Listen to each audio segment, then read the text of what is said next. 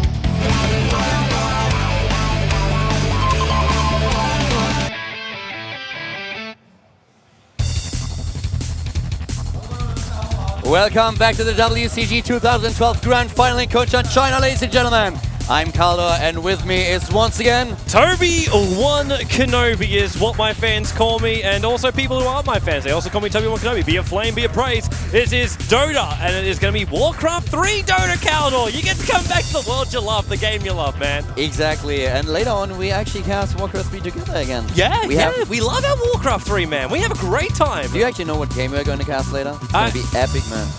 No. Mind versus Sky, and the winner is going to advance. It's going to be so great. I talked to Remind a lot, but first of all, we are focusing a little bit more on Dota. Yeah, man, it is going to be Dota 1. We're looking at the Koreans going up against the Chinese. We are looking at Barbecue versus Tofu.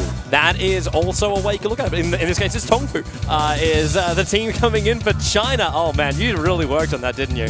Yeah, you actually prepared that. That's one of those. That's one of those mental things before you start that you had. You know what? I'm going to get you back with with the Warcraft 3 match later on this afternoon and see how you take that. No, seriously. Earlier on, I looked at the next match that's coming up, and they showed it on screen, and I glimpsed at it. You know, I just briefly glimpsed at it, and I actually read like BBQ instead of BBJ. So I suddenly looked, and then I remember the Tofu joke from yesterday. I was like, oh my god, now it's Tofu against Barbecue. Look at that. I might have been a little bit hungry at the time. By now I had lunch, so it's fine. That's good, man. That's good. Let's look at these wonderful people. The boys from TongFu, of course, in their World Cyber Games 2012, able to play second. TongFu, one of the other teams that managed to just snipe their way through. They were actually positioned in third and fourth, both LGD as well as TongFu, but IG as well as DK. They qualified for both Dota 1 as well as Dota 2, and at the end of the day, they had to choose. World Cyber Games rules means that one team can only play in one competition, and this is, yeah, sweet, man. This is one of those times where you just look at this lineup and say, even though they're third or fourth in China, they are still absolutely amazing. I have to interrupt you. You can interrupt me. The first thing that you're going to explain to me right now is who is this other guy that is sitting next to us that has been commentating. I know that he's an ex-former Dota player, but it is insane, guys. You have no idea. We're sitting in a line with all the other casters, and every single time we cast a Dota game, this guy sits down. He looks like a 14-year-old kid, and he's apparently one of the best Dota players that China ever had. He is one of the most brilliant minds in Dota 2. What is happening Dota 1, every single time he sits down? We have this horde. Actually, it's not a horde. At first, it starts out with one person. One person realizes who's sitting there and takes a picture. Suddenly, you see in the crowd a movement. More and more people are looking to the right and like, wait a second, someone is taking a picture. There has to be someone famous. And then they realize, oh my god, it's him! Yes. And everyone is storming to the stage where we are sitting and is trying to get a glimpse, a picture, autograph. It just needs to be the 2009. 2009 is the man who's sitting next to us. It's insane. I have never seen anything like it. This is crazy. This is Dota, man. This is Dota. I have seen pros being surrounded by fans, having to give pictures, autographs, but this is nuts. We got extra security being brought over just to help deal with this. This is beautiful. We need them. I don't even want to know what's going to happen when we cast the grand final here next day. Oh man, on Saturday and Sunday, this place is going to be an absolute nightmare. Guys, I'm not joking when I say that more people are watching him right now than the main stage. But that's not actually true. There's a lot of people over here, but a lot of people still want to see this game. No, stand up and have a look. Everyone's okay, I can see a lot of heads turning this way. As soon as the game starts, they will focus their attention again on the big screen, but this is crazy. Yeah, let's focus our attention towards this game, man, because we're going to do something different for this game. I'm going to turn back to that, but I will actually take a picture with this guy later on. I have no idea who he is, but he must be awesome. He is. He's absolutely amazing. And if you just want to know about him, look through the history of Dota and you'll find him. But what you just said is definitely true. We are going to have a little bit of a different cast this time because this is one of the games where you said we could do that. We realized that, of course, at WCG, a lot of people are watching these games that might not be the hardcore fans. This is true for StarCraft, for Warcraft, for Dota. For all the games that we have here, we have a huge variety of games, and therefore we are going to do a little bit more of a beginner cast in order to just make sure that you know what Dota is about, what Toby is so excited about when he sees the team match going down. Hell yeah, because there is one of these, it's always this thing where like you watch LoL, you watch Hon, you watch Dota, and you look at this game and you go, well, I'm looking at very pretty colors on the screen, but I have no idea what the hell is going on and why it's so important. And Dota is one of these games that the more you understand it, the more you appreciate why these guys are at the top of their field, why they are the professional players, because there's these smallest things, the smallest steps, which just change an entire game.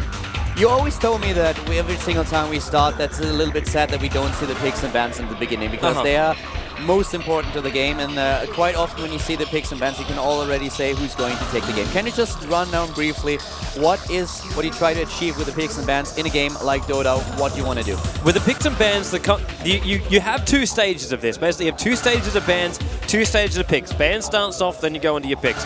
The idea with your first set of bans is to remove out the core heroes that you know your opposition are really strong with, or currently in the current trend of Dota, which people do use the word metagame, people say the most powerful heroes, the heroes that are combination heroes that just work perfectly. And then you've got to try and get your picks that you think can work out nicely while not revealing to your opposition where you want to put them, how you want to structure your lanes. Okay, just a quick question. We saw LGD playing twice already on the main stage, and every single time we had the Syllabare going crazy, going completely nuts, dominating the game. How is it possible that during the picks and bans, Syllabare was not banned by the opposition if they have seen these games? You can't ban out every single hero, and a lot of heroes are very situational. Lone Druid is a hero that will only work in certain situations, like you're able to find his farm, that's fantastic, but what happens if the rest of his team just crumbles around him? That's when things just don't work for him, and the opposition's lineup has to work against the Lone Druid. And if it doesn't work against him, like Lone Druid, he's great in the lane because you got the bear who can be nice, easy harassment. He controls the lane,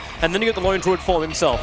In the early form, you got the range attacks, so getting last hits is a lot easier on top of your harassment you've already got. And then hit level 6, and you can turn to your Spirit form bear, and you got so much life points that it's basically impossible to bring down in the early stages of the game. And that's a great combination to use, but you've also got to remember during team fights, he doesn't offer that much at the start.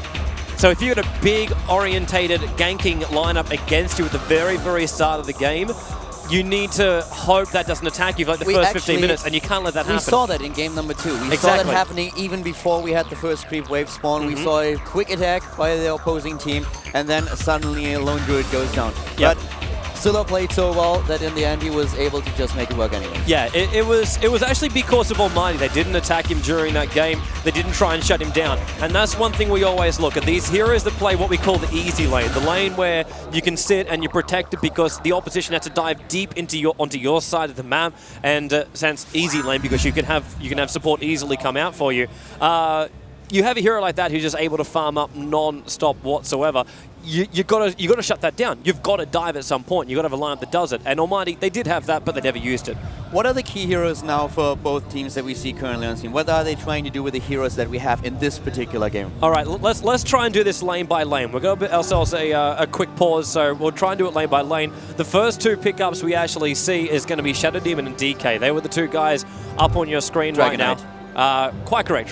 Dragon Knight and Shadow Demon. Sorry, I'm using the short terms. They do have like different names. Erida, some people call Shadow Demon that. I think actually you were the man who was telling me that one yesterday. When you're like, Warcraft 3 is called this. Yeah, exactly. Or was it Coddle? Coddle was the man you were I talking think about. that in Warcraft 3 is called Tikhondius. I'm not 100% sure that the names were modified. The names were Yeah. modified in Dota 1 as opposed to like the normal Warcraft lore. It was actually funny because when you asked me at first, I actually wanted to say Tychus, and I'm like, no, wait, that's StarCraft 2. What was his name in Warcraft 3? And I saw the sequence, the cutscene that they had in the middle of the game in the campaign. I saw that in front of me, and I had this hero in my mind, but I couldn't come up with the name. I think it's Tychondius, but I'm not 100% sure. But yeah, here hits the Shadow Demon. So what is the combination between Dragon Knight and Shadow Demon? Well, as far as the combination goes, they actually don't have a good combination together. When you look at heroes like Shadow Demon, you're going to take two different roles with him. One of the roles is to be really aggressive, and you're going to use Disruption, which will basically grab a hero, put him into basically a void where he can have his fun little time for a couple of moments, and then pull him back out with 2 copies of himself. And things like that allow for positional setups. So you use heroes like Leshrac that want to work together. You use any kind of like AoE kind of stunner where you need that prep stun, that one thing that will hold somebody in the one position. And that's where Shadow Demon gets his power. But you combine him up with DK, and DK, he's a tanky kind of guy that gives you good burst damage through his Flame Breath. He's also got a stun up his sleeve, but it's a very, with this kind of lineup, defensive style hero. And the Shadow Demon becomes more of a, in case DK gets in trouble, I'll be there to disrupt him or to catch other people out. What are the roles later in the game?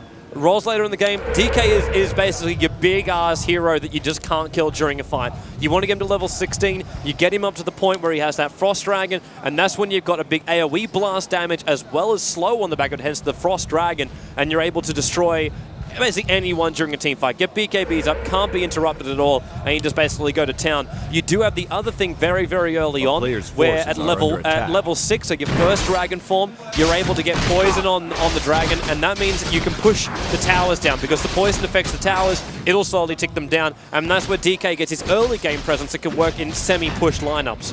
When you now suddenly have a hero like Balana for it, we saw that in the early game where we were just talking about the combination. Now we had Balana in the middle, so if we see him just blocking, playing solo here, does he want to play a defensive lane and just try to stay close to the tower, try to get the level? So what is his idea now on one of the few solo lanes that it's the only single lane that we have in the game? Well, as far as the middle lane goes, if you're talking about blocking creeps, then the main thing is just to keep your lane as controlled as possible, and you want the enemy creeps to be attacking up the hill, because that way, oh man, trouble on top lane. Pucky's really caught out, and what was a defensive lane turns into such an aggressive lane.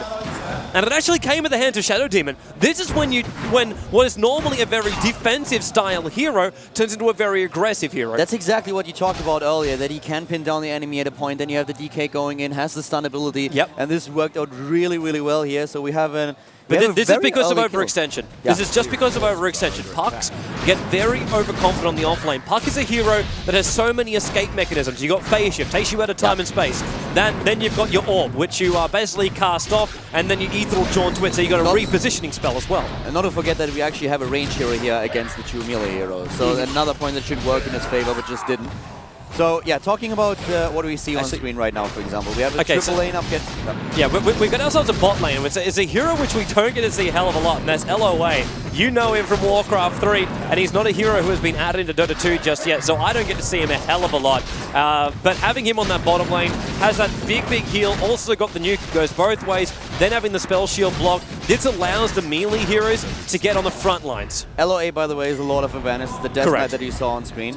So we try to make it a little bit simple for the people that are not that familiar with Dota, of course. And Caldwell's going to be the one to stop me on that one, because I will just run at the mouth. Exactly, but don't worry guys, if you are hardcore Dota fans or Dota 2 fans, you will definitely make sure as soon as we get into the quarterfinals, the semifinals, and these really important matches, I will make sure that Toby has like 95% of the talking time and is just going insane on screen again. Yeah, I really love this bottom lane as well. The Sentry Ball is down the deck, and then looking for that Earthshaker, looking very, very closely. In fact, I'd like to know if there's a Radiant or a Dire or a, oh man, there's Dota 2, a Sentinel or a Scourge Ward. Yeah, they're watching him pretty closely. It's actually the Earthshaker's own wards. He's keeping tabs. He's seeing only one ward in his inventory. And he's looking for an opening on this bottom lane. Having the Invis room means you're able to get that fissure off, and you can lock melee heroes in position. Difficult to do against anti-mage. You've got this blink ability, cast at any time, unless they get a continuous lockdown on him. you can't kill any mage. It's not possible. What you can, by the way, also do, guys, while we're trying to bring this game to a few people who might not have the best idea about Dota All-Stars or Dota 2, the games are similar, not the same, but similar. You can also just send a tweet to me at this point at Calder. I'll always make sure that I have that I have Twitter up as well. And if you have any question about the game that we can answer here that makes sense for us, I will just throw them in so you can have the direct feedback to what you see on screen. Yep. When you have a hero like Balna, who has actually his strongest abilities, he's currently mid lane, guys, so he's not on screen, in the night. What is his role? How much can he actually work in the mid game or late game? During actually the first, Balna is one of these guys that goes through cycles. Daytime, nighttime. Most of the time, the only effect that will have in the world of Dota is just vision. That's the main thing it changes. When you go nighttime, you can't see as far. Depends on where you're moving, depends on what heroes. Each hero has a different daytime vision and a different nighttime vision. You can only see a certain distance. And at nighttime, Balna, his basically Hunter of the Night ability allows him to move faster and attack faster, and that's when he wants to hunt. Now Balna, he's found himself a big, tasty morsel. It's not nighttime just yet, and this is a puck dead. Nice. The Void, the silence, shuts down puck, so we can't do anything. And this is where Night Stalker is an absolute brute of a guy. That was really well executed, and Puck is having a really hard time with this game, doesn't he? Yeah, the only thing he could try and do was to move himself into a different position, try and control the runes instead, and Night Stalker came down looking for exactly the same rune. We saw Puck earlier before trying to actually farm up inside the jungle, just exploiting a small little, like, it's not a glitch, but it's an area where you can get yourself in the tree line, and then you can farm without being attacked, and he managed to get at least himself a couple of levels from that. Isn't this early kill for Night Stalker like really awesome? We don't even have the first night now, so he should really be able to do a lot of pressure in the first and second night, right? Exactly. Night Stalker, before the first nighttime cycle starts, the main thing he wants is to basically have earn up and treads. Those kind of items let him get through the entire first nighttime. And if he gets a good first nighttime, then we're looking at Vanguard, we're looking at all the bigger items up on him, and then he's unstoppable. Now he's still hit on the bottom lane. That damage from LOA with the nuke was pretty decent. And Earthshaker just moving back as well. But it's not enough to finish the job. It's the problem when you're running, and there's actually a fun combination lane you can use with the Earthshaker. He's a good babysit hero. While he is a melee, that Fissure has a very, very long range. It's a good stun, and it's a good lockdown controller as well. And that's why Earthshaker can be used in conjunction with heroes like Windrunner and other heroes like that who might not have the easiest time on the off lane, which is normally what we call the hard lane. Because you're going up against a tri lane, we already know the nukage, we know everything else. You need to have someone there to help. And especially here like Ancient Apparition, he needs help. When we look at the game like this now, we are, for example, we are getting out from the early game, we're going to the mid game, to the late game. What is the most important thing when it comes down to the team fights? Which kind of heroes do you want there? Is it more about how you can disable your opponent's team? Is it about area of effect spells? We have a lot of heroes here who do a single target damage, like for example a Balana. So in this scenario, what is the team fight about? What kind of spells do you want to execute, and what kind of combinations are going to be important? The biggest thing for the team fight when it comes to oh hello bottom lane, Cold Feet is already up on the anti-mage, blinks himself away. Another kill's actually happening in the middle lane in the meantime. So Sunshang, who's just finding kills left, right and center. And looks like we're just missing a couple of them on the map. But it is 0 for 4. When it comes to team fight, oh man, Cold Feet already, anti-mage has got to move out again! Helming overextension, there might be enough damage to kill him off. But they don't want to go in too close. Ancient Apparition, not the best right clicker in the game. But that is just one of those times when anti-mage feels like he's got the confidence and doesn't get himself out in time. That's the beauty of this combo. You have overconfidence. It's like Cold Feet. I don't know if an Earthshaker's there. He's hiding in the fog of war. You can't see him there. Fissure comes out of nowhere. Stun for too long. You get locked down. And if AA was level 6, anti-mage is dead right now. Because this is your question, what you said about team fights, to go back to it. Ancient Apparition Ultimate, huge hit, stops all health regeneration. I love, by the way, how you get caught up in the moment, and then in the end you're like, oh wait a second, there was actually a question. Let's comment to that. Yeah. Well done. It's distraction, man. There's always something happening in a game of Dota. If anyone ever says and hear a caster go, oh man, so there's nothing going on right now, that's absolute BS. There's always something going on. Even if it's not kills, there's always some level of fun. Like right now we're looking at 4 heroes on the bottom lane. This is to try and deal with the Ancient Apparition and Earthshaker, because they know they've been controlling this lane pretty nicely on the bottom lane, but they want to lock them down. They want to shut these guys down. Both heroes heavily reliant on getting that level 6 range in Apparition and some good levels for the Earthshaker, and by having more heroes in the bottom lane, they're able to stop that, but it's costing them time being down here. Isn't that dangerous, all of 4 of them? Oh man, Night Stalker, this is the time, the Void is there, Science as well, he has perfect Fissure, Rubik is already on the sidelines, and Tauren Chieftain's forced back a long, long way. Isn't We just got so much louder as we're going to rotate. Yeah, I hope that is actually a little bit better. We just had to adjust our volume levels, guys. Sorry for that, but that was a little bit weird here. Yeah. The question I wanted to ask is, now if you suddenly have on one team 4 heroes on one lane, doesn't that expose the other 2 lanes that you have? Exactly. Too much? Exactly. If you're moving heroes down to support one lane, you're not only just like exposing it, where there's a possibility for another kill to happen, but you're looking at that point where you're not getting farm on the lane. You've got creeps which are not being last hit, and that's money lost. That's your problem. That's your problem. And also, the experience, the money that you don't get on the other lanes, and of course you lose that as well. So how do you make this work? If you go down, for example, we see Earthshaker and Apparition are still doing a good job there. None of them died, they weren't ganked. Yep. So was that already a loss? That's a huge loss. That's a huge loss for BBJ. They've committed heroes, they lost heroes, they didn't find anything, and at the end of the day, it was just a good rotation for the Dire side. Like, TongFu came out, and they said, okay, well, we kind of know they're grouping up in the bottom lane, so what do? We take our heroes from mid. Niceor can move very, very quickly. He wants kills as well. He comes down the bottom lane, a grand total of 30 seconds out of the lane, and he finds kills, back into the lane, back in farming, no time lost, very, very efficient Dota. A hero like Balana that has this very periodical timings that you talked about. Oh, sorry. I was actually thinking there might be a little bit of follow-up as Balana who's coming in from the side. And how much TC pressure is on him right now? You said he has very periodic cycles where he moves through. Yep. And the most important ones are first and second night. Yep. So how much pressure is on him right now to actually get his kills? A lot of pressure on Niceor to get these kills at this point, because this is the first nighttime cycle we're in. And he's able to dive towers like this. Like, this is absolutely ridiculous what he's capable of doing. There's a stun from DK, and the Dragon Form is just such a longer range in his Dragon Tail stun. And just so much burst damage, having the slow, and Tauren Chieftain, there's nothing he can do about that apart from move off the tier 2 tower, which at the end of the day is something he had to do. What can the Tauren Chieftain do right now? We still have 90, Balana also he has to be uses tier 3 ultimate. tower. So at this point, he revives. What does he do? Does he stay in the same lane? There's not a second tower right now. He can't fall back. You have to walk in pairs. If you have a hero that's alone on the map and Night Stalker has already got a good start and it's hunting and looking for kills, then you must walk in a pair. It's kind of what we refer to as 5-man Dota, when you know that there's one hero. Like, for instance, we see it a lot with Clinxers. Clinxers move around like Skeleton Walk, they find someone out, and in 3 hits you're dead. There's no way to react to it, and the only way you're able to live through it is if you have support, if you have your teammates there to keep you alive and help you out. And the only way to do that is walking with your teammates, called 5-man Dota. But when you do that, you then have to have... Oh man, hello DK. You're not where you want to be. TC Ollie's really held him in position. The nuke out from LOA, but he's moving as fast as he can. The Django charge, and then a Dragon Form too, and that's even more speed bonus. And they're not going to catch him off. We've got the Magic Wand charges pop. Anti-Mage coming in, and there's the Ancestral Spirit trying to help him up with the Dragon Tail stun. Stops Anti-Mage, and he's got nothing to help him. If he had his ultimate, then it might have worked out. Then now on the bottom lane, Puck's trying to play around with the Earthshaker. Earthshaker's searching for him. It looks like Ancient Apparition as well as ES teaming up. Puck is caught inside the trees. He's munching on those tangos, getting his line back up again. AA on the hunt. He's blocked in now. The TP support's going to be coming in. The boy in yellow is the one to come down. Earthshaker not feeling strong about this. Nice. There's the Fissure and the Cold Feet. Perfect chain again. ES can't get close enough. They're in too close. That shield is up, and maybe it's going to keep him alive. Puck will stay alive. TP out by Earthshaker. Veronica needs to get out as well. They got no stuns. They got no disables. They cannot stop it. It's a perfect way out. Wow. Amazing really play. Beautiful.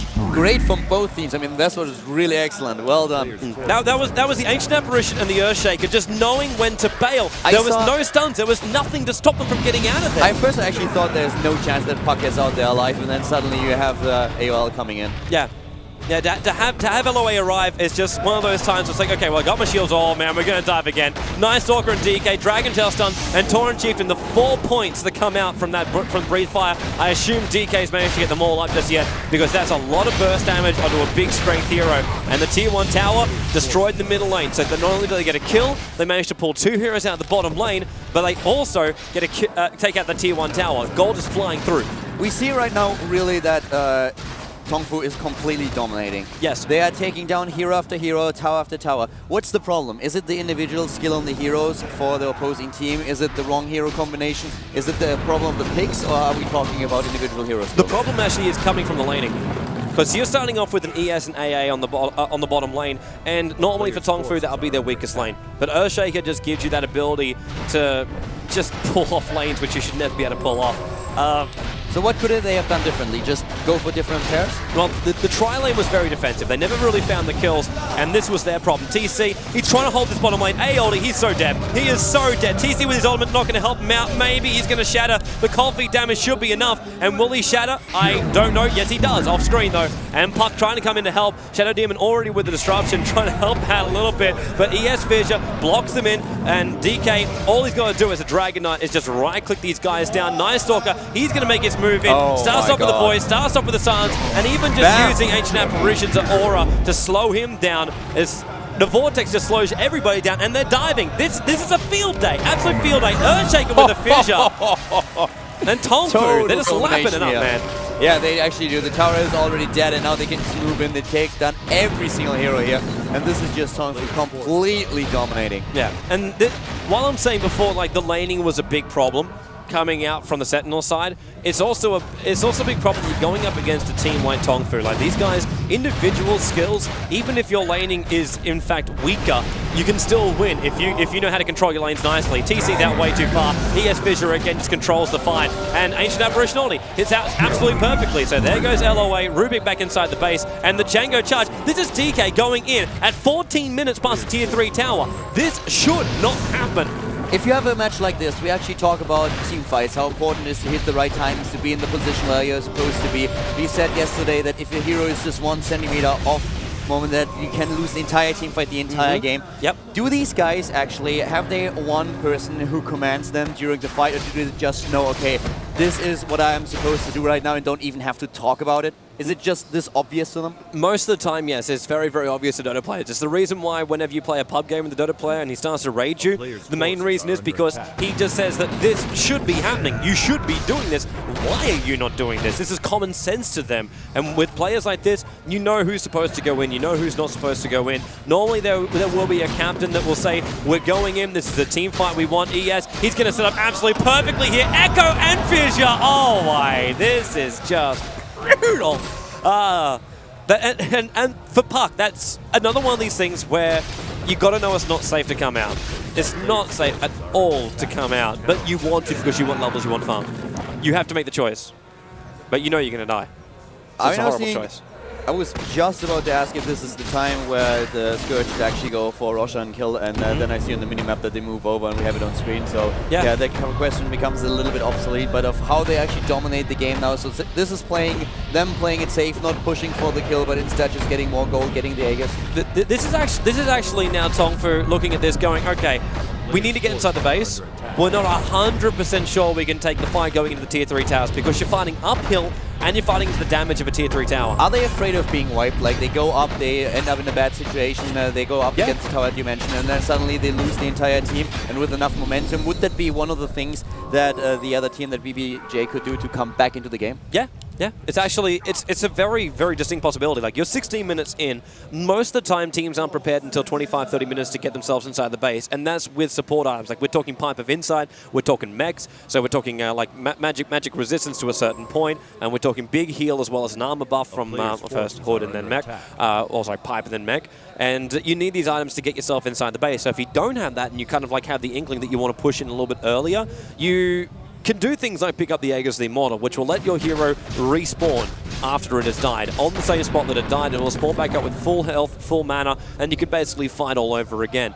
And in this scenario, that's kind of what they need, and you can use him to soak up the abilities. So even right now, it really looks like TongFu is completely rolling BBJ. This is one of the things where the game can still turn. It's unlikely, but that's why they try to play it a little bit more passive and just say, okay, we have this game in the back, as long as we don't make a mistake. Yeah, 100%, man. And it's just smart Dota. Like, they're 0 for 16. They know they've got the lead. They don't need to make any rash decisions because they know they're still going up against a hero like Puck who can jump into control with the Dream Coil. It's a big AoE that's able to hold Pyrrhus in position. If they want to walk out of that area, they will get stunned. There's also the mini stun that happens when it's first thrown down, and that really works in conjunction pretty nicely with TC's ultimate, which is a big area straight down the line, pulling everyone in who's still remaining there. If we have such a lead for one team, and you're the team that is currently losing, some people might have asked yesterday, for example, when we had LT playing, why do these guys not GG out?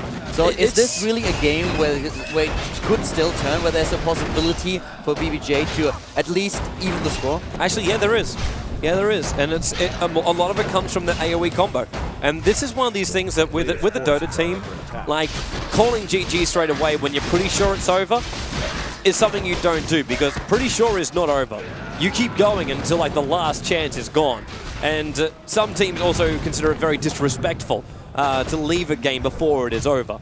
It's the way the pub scene normally will look at it. A lot of people are just like, oh, I don't want to waste my time on this. But most of the time, it's like, it's actually insulting if you're like, man, I'm just going to sit back in the fountain because this game is lost. Because you can sit there as a player and say, this game isn't lost. Like, we can do this. Like, if we get that puck ulti right, if we get the jump in, if Anti-Mage gets farmed, if we actually get ourselves a good couple of combos just working together, then we can pull this game back. Okay, so talking about in detail what could happen right now. What are you trying to do right now with the specific heroes that we have for BBJ? How does the puck ultimate work? What exactly do they have to execute to make this change? They got to get puck in there, got to get the Dream Call off, got to get the silence as well, so there's no abilities popping off. TC's then got to throw his ultimate down, combine it with the Echo Slam, with his Ancestral Spirit. This is going to hold everything there. You're seeing the Echo Slam going off right now, slowing this push down. It's good harassment very early on. Now give him a good prep beforehand, and then Anti-Mage needs to get in there with damage dealing items, which I don't believe he's got. It's been a while since we clicked on Anti-Mage, so I can't actually tell you that. But it's these things which just have to all work together. But if they get that combo right, they can bring down these big heroes. The problem is they want to bring down DK, and he's walking around with an Aegis and Immortal, and also brought up a Sacred Relic, which if it is a Rapier, it's definitely one of those like insulting items of all hell that you never buy a Rapier this early in the game. But he does have an Aegis and Immortal, so it's possible. But this is them just forcing down the towers. Echo Slam, wrong position, not going to hurt anybody, and it's just TongFu moving out and then able to move back in again. Fadeball removes a little bit of damage to the DK, but he doesn't care. Yeah, they're bringing down the Tier 3 tower.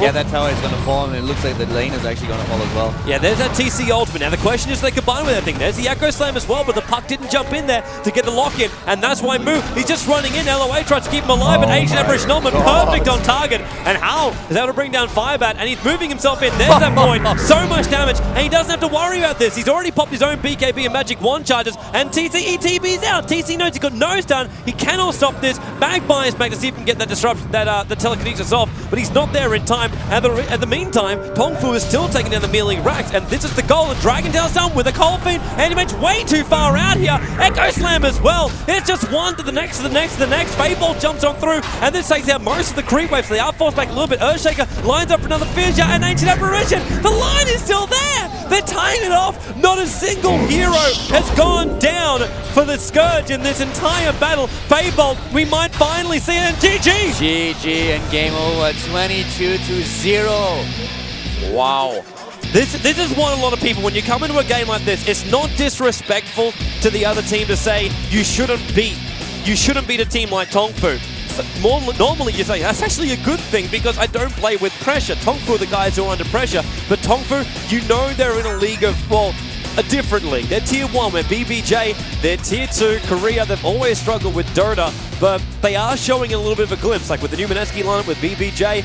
These guys, they've got potential, but they've got to work hard to really make it work. And TongFu, we got exactly what we expected out of them. Yeah, so the game ends, of course, in favor of TongFu, and yeah, a little bit of a different cast that we had here. Definitely let the two of us know what you thought of it, if we should do it later again and try to bring you Dota a little bit closer. And yeah, tell Toby at Toby1 Dota on Twitter. I'll check it when I get back to the hotel room tonight because I can't work it here. And you can, of course, tell me myself at Kaldor. I actually have, unfair as I am, I have roaming from Korea here. Yeah, so well, I'm from Germany and don't. Oh, you are from Germany? Look at that. Yeah, so I'm talking to the German sitting next to me. I live in Germany. You abandoned it for Korea. Ja, hast du endlich mal ein bisschen Deutsch gelernt. So langsam wird's mal Zeit, dass du die Sprache lernst, das ist richtig gut. Anyway, we'll be back. Warcraft 3 coming up next.